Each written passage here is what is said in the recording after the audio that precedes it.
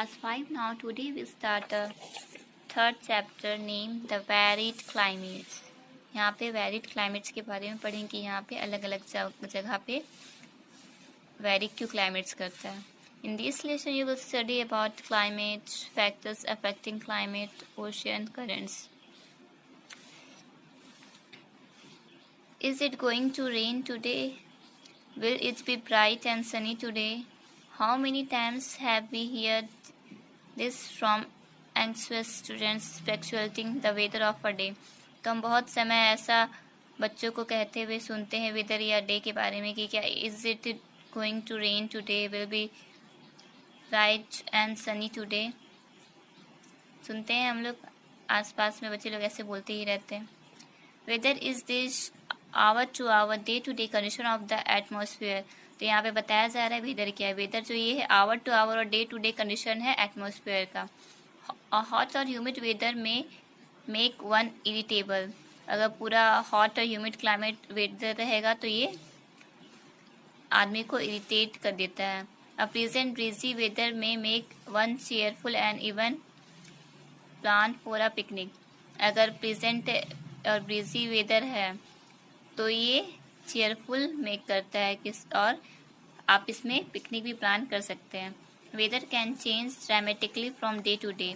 तो ये जो वेदर है वो चेंज होते रहता है dramatically day to day. Climate is the average weather condition of a place over a long period of time. ये जो क्लाइमेट है वो एवरेज है वेदर कंडीशन का, किसी एक प्लेस का बहुत लंबे समय पर जो क्लाइमेट रहता है उसको हम लोग वेदर कहते हैं। The climate of a place tell us about the season. तो क्लाइमेट ऑफ अ प्लेस जो है वो सीजन को बताता है। In our country we enjoy many seasons. तो हम अपनी कंट्री में बहुत अलग अलग सीजन को एंजॉय करते हैं, like summer, rainy and winter. The change in season affects our daily life. तो सीजन में चेंज होता है तो वो हमारे डेली लाइफ को भी इफेक्ट करता है। The climate of a place affect the plants and animals as well as people. तो ये जो क्लाइमेट है किसी भी जगह का वो प्लांट्स को इफेक्ट करता है, एनिमल्स को इफेक्ट करता है, एज वेल एज पीपल को भी इफेक्ट करता है। Their foods and clothes. तो हम लोगों के फूड्स और क्लोथ्स को भी इफेक्ट करता है। तो हम लोग सीजन के हिसाब से ही, क्लाइमेट के हिसाब से ही फूड्स खाते हैं और क्लोथ्स उसके हिसाब से ही पहनते हैं। अब इसके बाद यहाँ पर factors influencing climate. The climate of a region directly depends on the temperature और the degree of hotness and coldness of the year. तो यहाँ पर क्लाइमेट किस पे डिपेंड करता है यहाँ पे बताया जा रहा है। ये डायरेक्टली डिपेंड करता है टेम्परेचर पे और डिग्री ऑफ हॉटनेस और coldness of the year. The sun is the ultimate source of heat of the earth. तो ये जो सन है ये अल्टीमेट सोर्स ऑफ हीट है हमारे अर्थ में। It gives off the same amount of heat at all times. तो ये हर टाइम एक जैसा ही हीट देता है सबको, but every not on the page but every place on the earth does not get the same. तो बहुत जगह ऐसे हैं जहाँ पर एक जैसा हीट नहीं रहता है। The distribution of heat on the earth is affected by many factors and so is the climate. तो ये जो है हीट का डिस्ट्रीब्यूशन वो अर्थ में इफेक्ट करता है बहुत सारे फैक्टर्स की वजह से। Some of the factors influencing the climate are mentioned below. तो कौन कौन से फैक्टर्स वहाँ पर इफेक्ट करते हैं ये यहाँ पर मेंशन किया गया है। पहला है डिस्टेंस फ्रॉम द इक्वेटर। तो यहाँ पर डिस्टेंस फ्रॉम द इक्वेटर ये पहला पॉइंट है जो अफेक्ट करता है। We notice that the rays of the sun are falling vertically near the equator and slanting at those places which are far away from the equator. Thus, this region remains hot almost throughout the year. Away from the equator, the sun rays spread over a longer area. Thus, this region has lower temperature. तो यहाँ पर है जहाँ पर पृथ्वी है ये और यहाँ पे सन है, तो सन का रेज पृथ्वी के जिस भाग में डायरेक्ट पड़ता है तो वहाँ का टेम्परेचर हॉट रहता है। और जहाँ पर वो स्लैंटिंग पड़ता है और जो दूर है सन से तो उस रीजन में भी थोड़ा हॉट रहता है।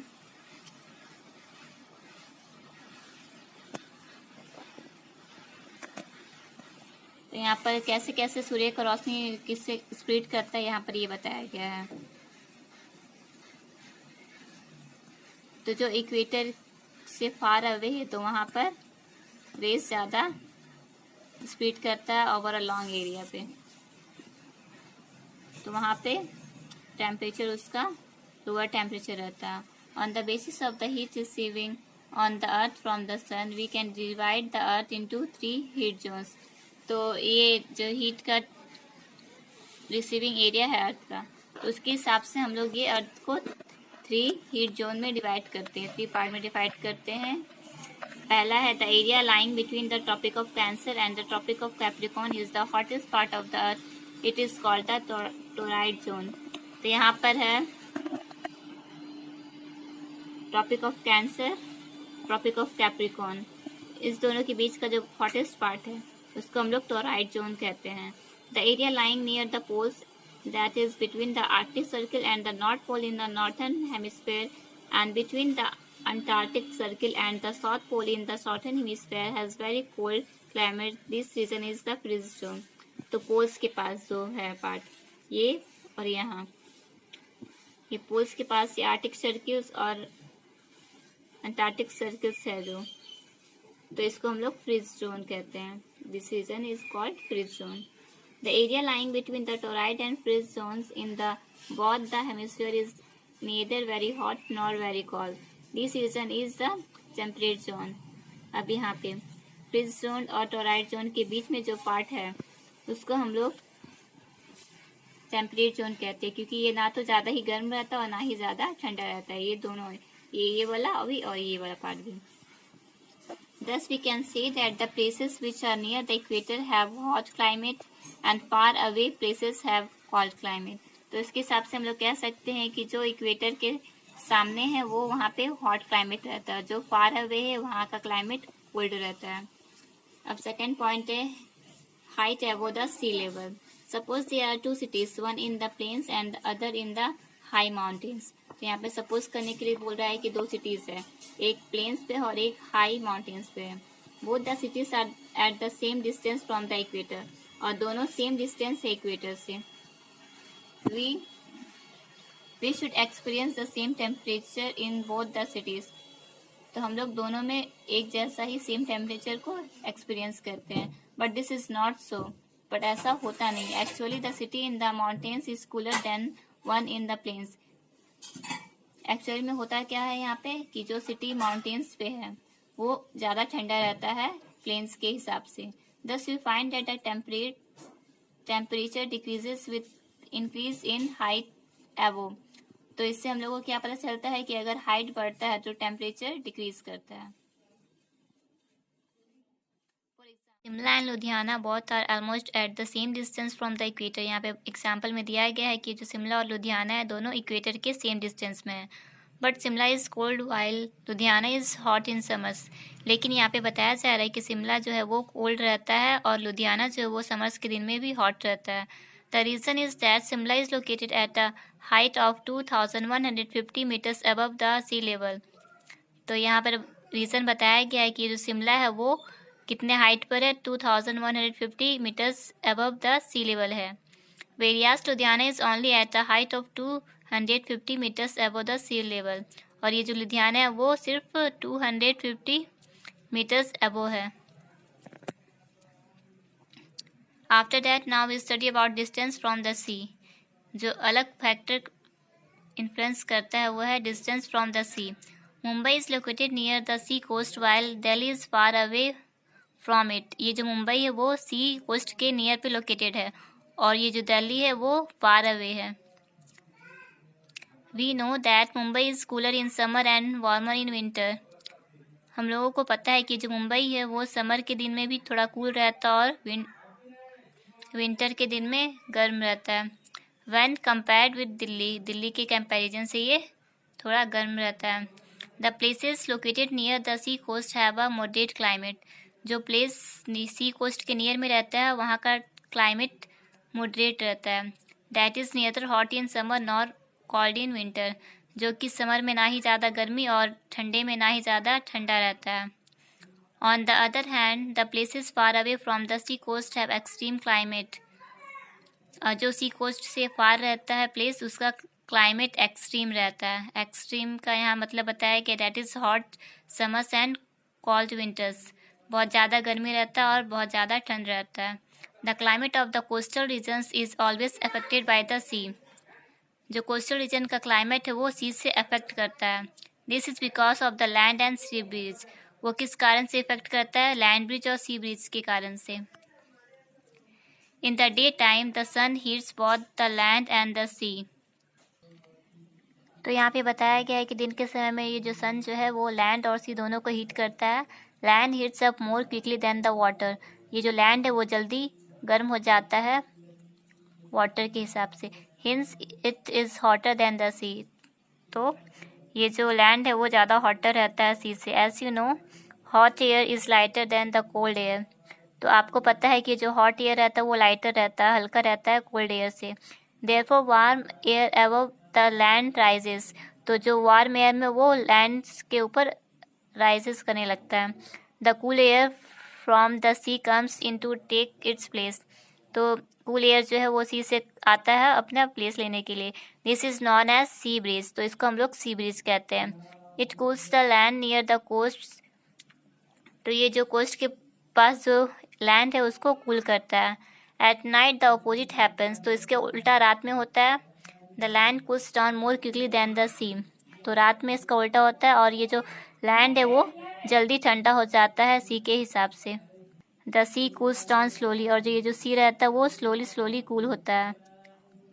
यहाँ पे सी ब्रिज और लैंड ब्रिज का ड्राइंग दिया गया है. यहाँ पे बताया गया है कैसे सी ब्रिज और लैंड ब्रिज होता है. यहाँ सी ब्रिज में कूल एयर ओवर द सी जाता है, यहाँ पे वार्म होकर के वो ऊपर जाता है. और यहाँ लैंड ब्रिज दिया गया है. Now turn the page. The air above the sea is warmer and rises. तो एयर रहता है सी के अबव में वो वार्म हो जाता है और वो राइज करने लगता है. The cooler air from the land blows toward to the sea. और जो कूलर एयर वो लैंड की तरफ ब्लो करने लगता है. This is called the land breeze. इसको हम लोग लैंड ब्रिज कहते हैं. Due to land and sea breeze the weather near the sea is pleasant. तो लैंड ब्रिज और सी ब्रिज के कारण ये जो वेदर रहता है सी के पास का वो प्लीजेंट रहता है. After that now we study about direction of winds. यहाँ पे हम लोग विंड्स का डायरेक्शन के बारे में पढ़ेंगे. The winds blowing from hot regions bring high temperature. ये जो विंड्स है जो हॉट रीजन से आता है वो हाई टेम्परेचर लेकर के आता है. While those blowing from cold regions bring low temperature. और जो कोल्ड रीजन से आता है वो लो टेम्परेचर रहता है. The winds passing over water bodies are full of moisture and provide rain. और जो विंड वाटर बॉडीज के ऊपर से पास करता है वो फुल ऑफ मॉइस्चर रहता है और वो रेन प्रोवाइड करता है. Now after that we study about humidity and rains. The amount of moisture of water or water vapor present in the air is called humidity. जो एयर में moisture और water vapour present रहता है उसको हम लोग ह्यूमिडिटी कहते हैं. The winds blowing from the sea और ocean increase the humidity in the air. जो विंड्स सी से आता है ब्लो करता है और ओशन से आता है वो ह्यूमिडिटी को इंक्रीज करता है एयर का. The amount of rainfall and it's distribution in the air has a great effect on the climatic condition. और जो रेनफॉल का अमाउंट है वो साल भर का डिस्ट्रीब्यूशन करता है, ग्रेट इफेक्ट करता है वो क्लाइमेट कंडीशन को. The distribution is highly uneven and thus we notice a great variation in the climatic condition. यहाँ पे बताया जा रहा है कि जो रेनफॉल का डिस्ट्रीब्यूशन है वो सब जगह अनइवन मतलब कि सब जगह अलग है. तो जिसके कारण हम लोग ग्रेट वेरिएशन को नोटिस करते हैं. क्लाइमेटिक कंडीशन में ये ग्रेट वेरिएशन करता है. After that now we study about ocean currents. Ocean currents have warm and cold currents. ये जो ओशन करंट्स है वो वार्म और कोल्ड करंट्स है. These currents affect the climate of the coastal areas. तो ये करंट्स है वो अफेक्ट करता है climate of the coastal areas को. यहाँ पे क्लाइमेटिक रीजन को दिखाया गया है. यहाँ पे in next page the different climatic regions of the world are shown on the map given below. तो यहाँ मैप में दिखाया गया डिफरेंट क्लाइमेटिक रीजन्स को. On their basis, we have selected your regions, namely Democratic Republic of Congo, Zaire, Saudi Arabia, Prairies, USA, and Greenland, to study the life of the people in these variable climatic condition. तो इस map के basis पे हम लोग अपने regions को select करते हैं, 4 रीजन्स को सेलेक्ट करते हैं, namely Democratic Republic of Congo, Zaire, Saudi Arabia, prairies और ग्रीनलैंड, ये 4 को सेलेक्ट किया गया। To study the life of people, तो स्टडी पीपल के लाइफ के बारे में स्टडी करने के लिए और वेरिएबल क्लाइमेटिक कंडीशन को जानने के लिए। यहाँ पे डिफरेंट क्लाइमेटिक टाइप्स दिया गया है वर्ल्ड का, यहाँ पर दिखाया गया है। यहाँ पे आप अच्छे से ये सबको देख लीजिएगा, आपको समझ में आएगा। Now chapter completed. Thank you.